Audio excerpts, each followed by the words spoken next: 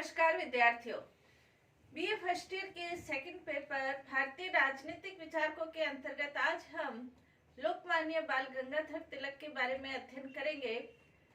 भारतीय स्वतंत्रता संग्राम की जो धारा रही है, त्रिवेणी रही है, जिसे हम कह सकते हैं, एक तरफ उदारवादी, एक तरफ उग्रवादी और एक तरफ क्रांतिकारी, इन तीनों की त्रिवेणी ने मिलकर भारत को स्वतंत्रता दिलाई थी। भारत के अंतर्गत यदि देखा जाए तो तिलक की जो गिनती है वो उग्रवादियों के अंतर्गत, एक तरफ कांग्रेस के अंतर्गत उदारवादी दल थे जिसे कि नरम दल कहा गया, दूसरी तरफ कांग्रेस के अंतर्गत ही जो गरम दल या जिसे उग्रवादी दल कहा जा सकता है, जो उदारवादी दल थे वो प्रार्थना पत्र, प्रतिवेदन, प्रतिनिधित्व, इनके आधार पर क्रमिक सुधारों के पक्षधर थे।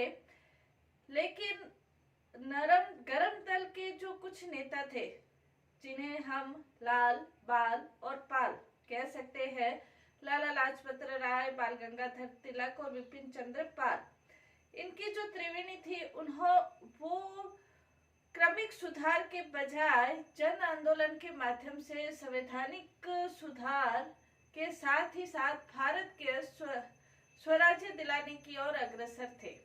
और इसीलिए इसके अंतर्गत तिलक का जो नाम है बहुत महत्वपूर्ण रूप से लिया जाता है। तिलक के लिए जैसे महर्षि अरविंद ये कहते हैं, वे भारत के ऐसे प्रमुखतम व्यक्तियों में से थे जिनकी संपूर्ण देश ने आराधना और अनुसरण किया है। तिलक के लिए जो स्वराज्य की धारणा थी, या तिलक ये चाहते थे कि भारत के अंतर्गत जो सुधार किया जाए, क्रमिक सुधारों से भारत में कोई प्रगति विकास संभव नहीं है, इसलिए वो स्वराज्य की उन्होंने अवधारणा प्रतिपादित की थी।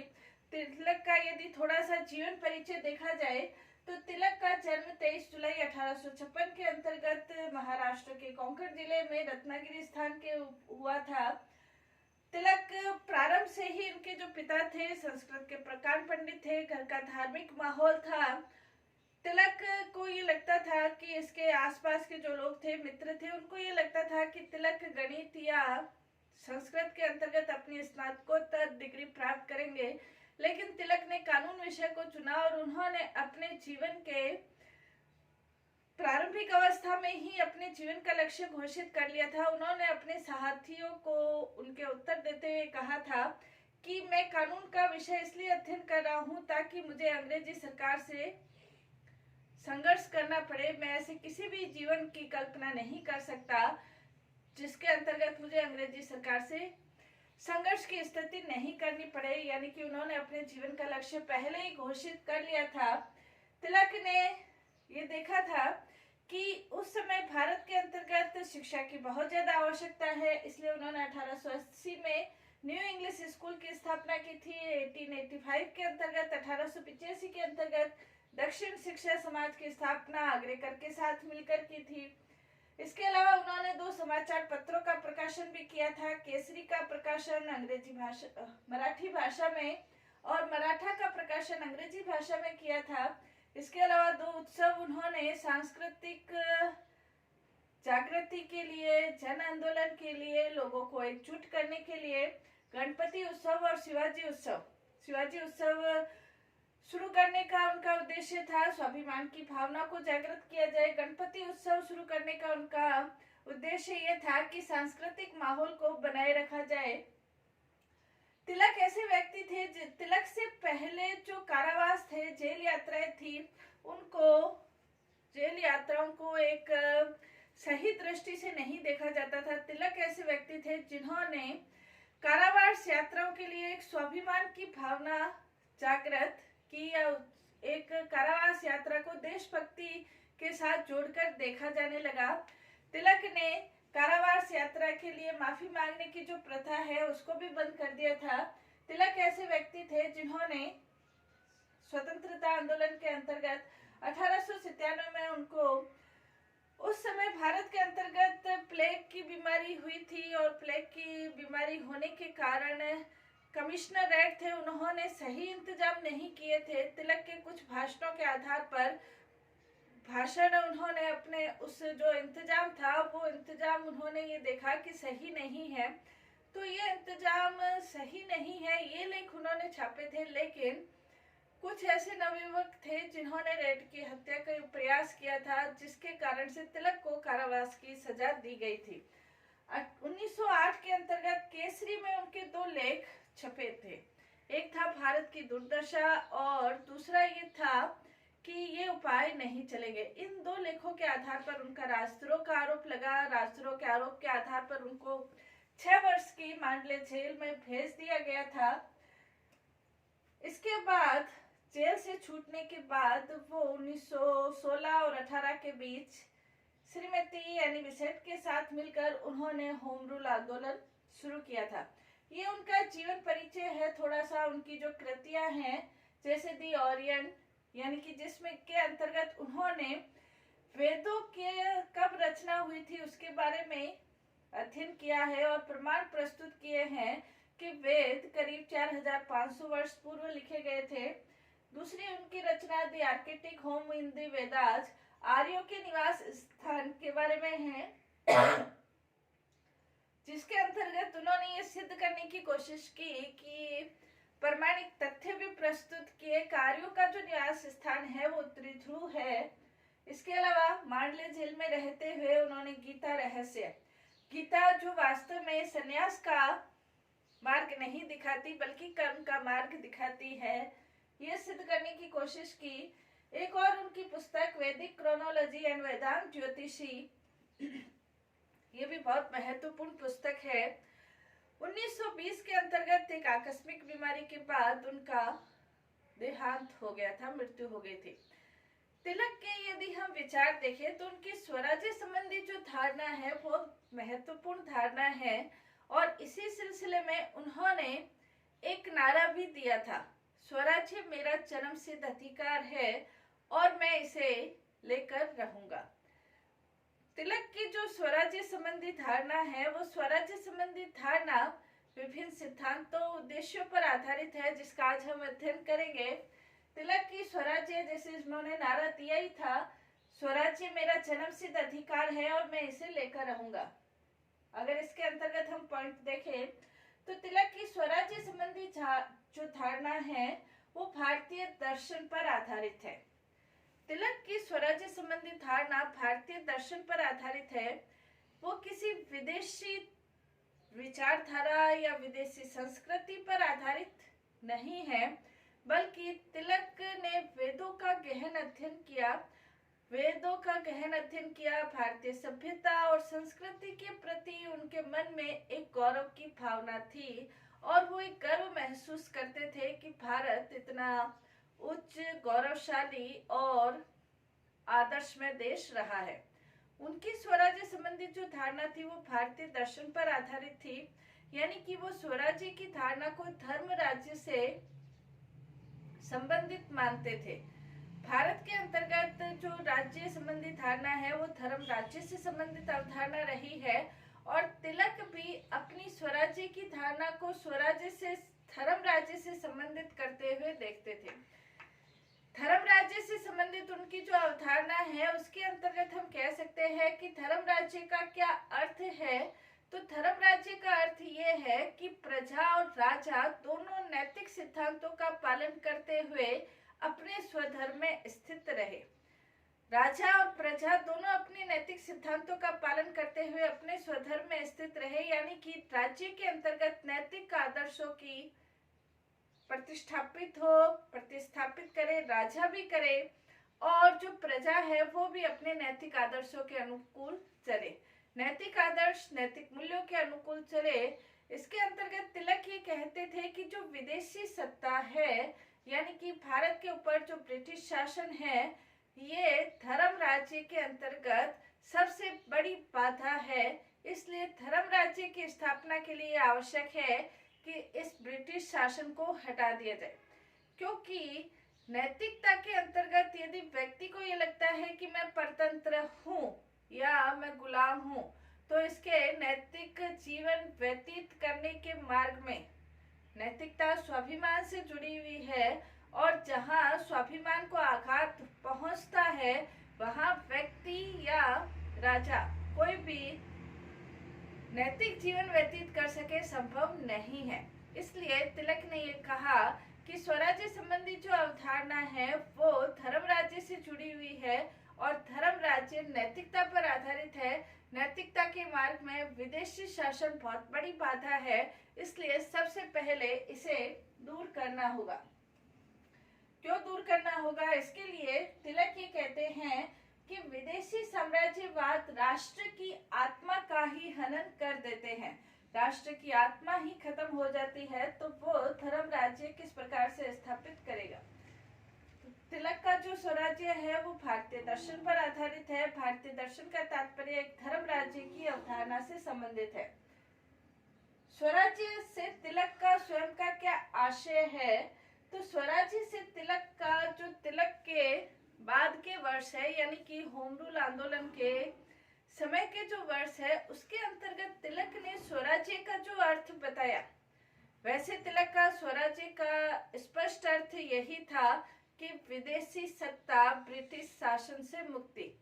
लेकिन 1916 के आसपास वो अपने आप को राजद्रोह से दूर रखना चाहते थे। वो ये नहीं चाहते थे कि अंग्रेजी सरकार फिर से उन्हें राजद्रोह के आरोप में जेल में बंद कर दे और इसीलिए उन्होंने स्वराज्य की जो अवधारणा है उसमें आंशिक परिवर्तन कर लिया।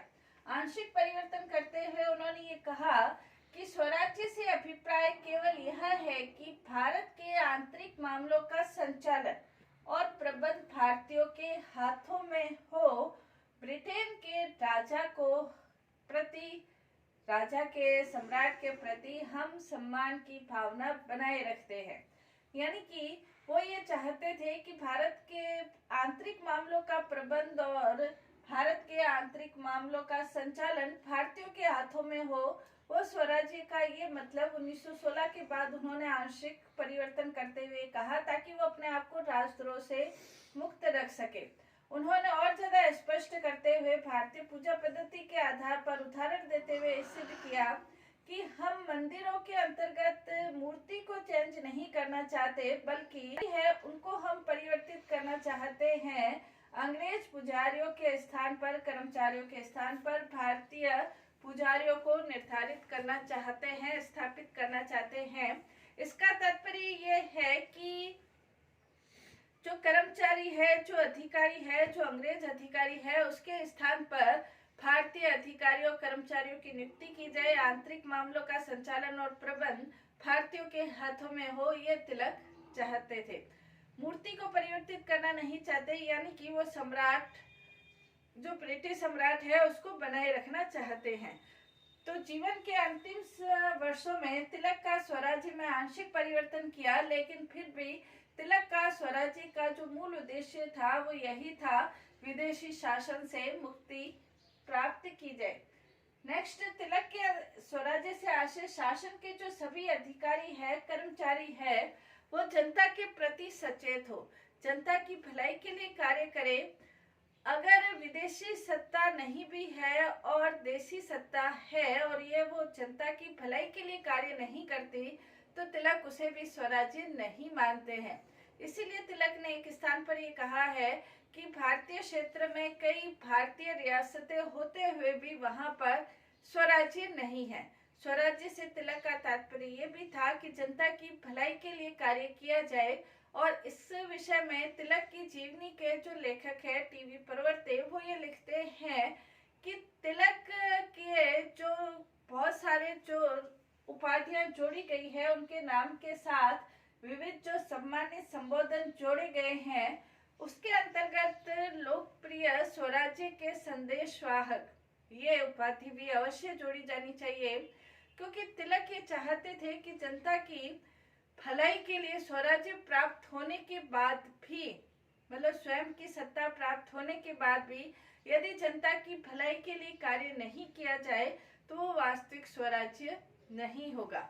इसलिए तिलक ने ये कहा कि स्वराज्य से तात्पर्य जनता, जो भी सरकारी अधिकारी है, कर्मचारी है, वो जनता की भलाई के लिए कार्य करे। नेक्स्ट, इसके अंतर्गत स्वराज्य तिलक का तिलक के जीवन का धर्म था, तिलक के जीवन के प्राण था और तिलक के जीवन का आदर्श था। तिलक ये चाहते थे कि चाहे कोई भी परिस्थिति हो, हमें स्वराज्य प्राप्त करना ही है। तिलक ने एक स्थान पर ये कहा था, स्वराज्य हमारे अस्तित्व के लिए आवश्यक है। अगर स्वराज्य हमें नहीं मिलता है तो हमारा अस्तित्व खतरे में पड़ सकता है। अस्तित्व का यहाँ पे तात्पर्य ये था कि तिलक ये चाहते थे कि भारतीय सभ्यता और संस्कृति के ऊपर जो हमारी नींव है, वो नींव के ऊपर हम अपना स्वराज्य, अपने विकास, अपनी प्रगति अपनी नींव के आधार पर करें। अगर विदेशी शासन, विदेशी संस्कृति के आधार पर यदि हम कार्य करते हैं तो वास्तविक हमारा अस्तित्व ही खतरे में पड़ जाएगा। नेक्स्ट, इसके अंतर्गत सभी के लिए स्वराज्य। तिलक किसी वर्ग या समुदाय के लिए स्वराज्य की बात नहीं करते थे और इसके लिए तिलक ने अनेक स्थानों पर ये कहा है कि मैं जिस स्वराज्य की बात करता हूँ वो किसी हिंदू या मुसलमान या किसी वर्ग विशेष या समुदाय विशेष के लिए नहीं, बल्कि सभी के लिए स्वराज्य की मैं बात करता हूँ। एक बार यदि हमें स्वराज्य प्राप्त हो जाता है, उसके बाद हम अपनी समस्याओं का समाधान स्वयं कर सकते हैं। स्वराज्य के द्वारा, स्वराज्य जब तक प्राप्त नहीं हो, आपस में जो भी वैमनस्य की भावना है, जो दो विशेष समुदाय है उसके बीच जो वैमनस्य की भावना है, थोड़ी बहुत जो भावना है, एक बार यदि हमें स्वराज्य प्राप्त हो जाता है तो वो वैमनस्य की भावना भी खत्म हो जाएगी।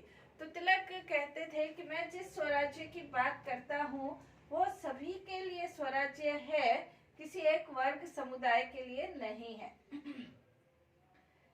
नेक्स्ट, तिलक ने ये कहा, भारतीय समस्याओं का जो हल है वो स्वराज्य में ही निहित है। तिलक ये कहते थे कि एक बार यदि हमें स्वराज्य प्राप्त हो जाता है, फिर भारत के अंतर्गत जो भी समस्याएं हैं, चाहे वो राजनीतिक समस्या है, चाहे सामाजिक समस्या है, चाहे आर्थिक समस्या है, उन सभी समस्याओं का समाधान स्वराज्य में निहित है। वर्तमान समय जो ब्रिटिश शासन है, वो ब्रिटिश शासन भारत की आर्थिक अवनति के लिए जिम्मेदार है, आर्थिक पतन के लिए जिम्मेदार है।